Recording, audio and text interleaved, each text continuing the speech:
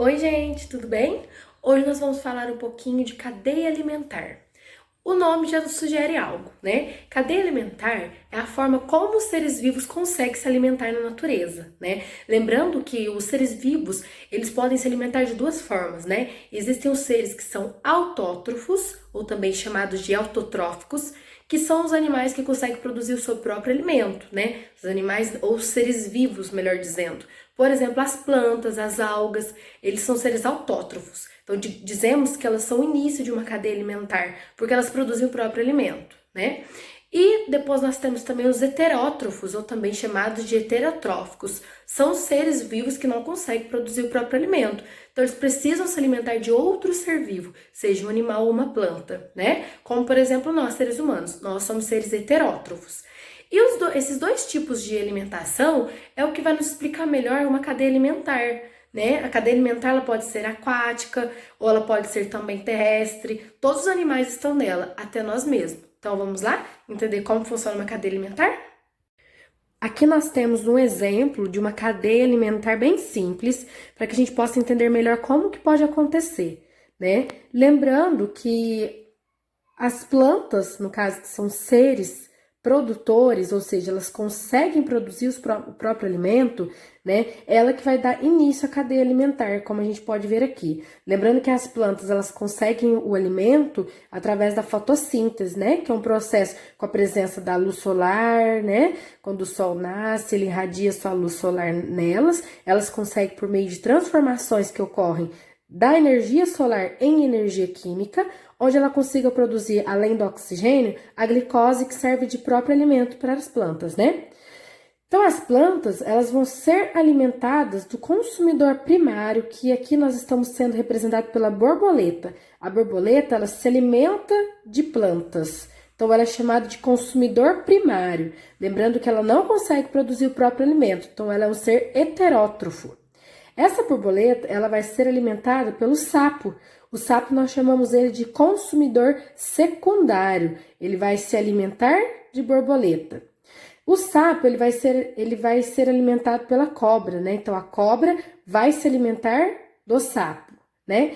E a cobra, depois que ela morrer, ela vai ser alimentada pelos fungos e bactérias, que são chamados seres decompositores. Seres decompositores, ou também chamados de seres detritívoros, são aqueles que se alimentam da matéria morta, tá? Que são esses seres que muitos deles são seres microscópicos, a gente não consegue ver a olho nu. O que acontece? Quando os fungos e as bactérias se alimentam do ser que morreu, da matéria morta, ela vai transformar essa matéria morta em matéria orgânica. O que seria matéria orgânica? São os nutrientes que estarão presentes no solo que farão com que sirva de alimento para as novas plantas. E a gente começa a cadeia alimentar tudo de novo, tá? Então, lembrando que a cadeia alimentar, ela é um ciclo. Ela não acaba na natureza, né?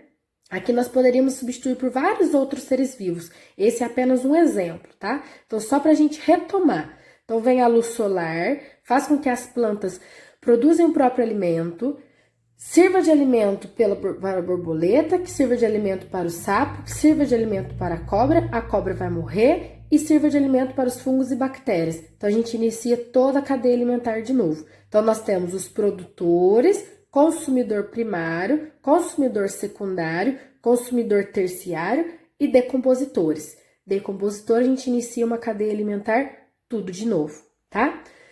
Lembrando que cada nível desse que eu disse para vocês, produtores, consumidores primário, secundário, terciário, que vai até quaternário e decompositores, isso forma a cadeia alimentar. São os níveis tróficos, cada um tem uma função, tá? Aqui a gente poderia representar essa cadeia alimentar com muitos outros exemplos. Outro exemplo bem simples de entender, por exemplo, no lugar de plantas, a gente poderia colocar o capim. Do capim, quem se alimenta de capim? A vaca, né? A vaca ela é consumidora primária. E a vaca, ela serve de alimento para nós, seres humanos. Da vaca, a gente já poderia ir direto para os seres humanos, que seria o consumidor secundário. E de nós, quando a gente morrer, quem vai se alimentar de nós? São os fungos e as bactérias, que são aqueles seres que ficam debaixo do solo, debaixo da terra, se alimentando, transformando em matéria orgânica. E aí a gente começa tudo de novo, uma cadeia alimentar. E quando a gente tem várias cadeias alimentares entrelaçadas, a gente chama de teia alimentar, tá?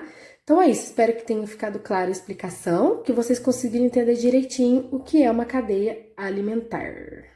Agora que vocês já entenderam o que é uma cadeia alimentar, agora vai ficar fácil entender o papel de cada animal na natureza, né? Lembrando que a natureza ela precisa estar em total equilíbrio o tempo todo, né?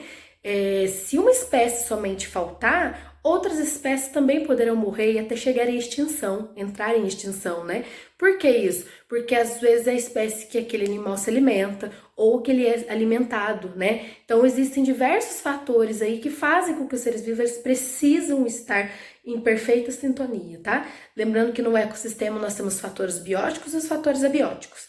Os bióticos são seres vivos que vivem relacionados entre si o tempo todo. Só que esses seres vivos, eles estão todo o tempo também associados com o meio, seja a temperatura, o solo, a quantidade de água, tá? Então esses são os fatores abióticos, são fatores que não têm vida, mas que influenciam na vida dos seres vivos, tá? Então fatores bióticos e abióticos também são muito importantes quando a gente entende sobre cadeia alimentar. Então é isso por hoje, espero que tenha ficado bem claro. Um beijo, até a próxima e bons estudos!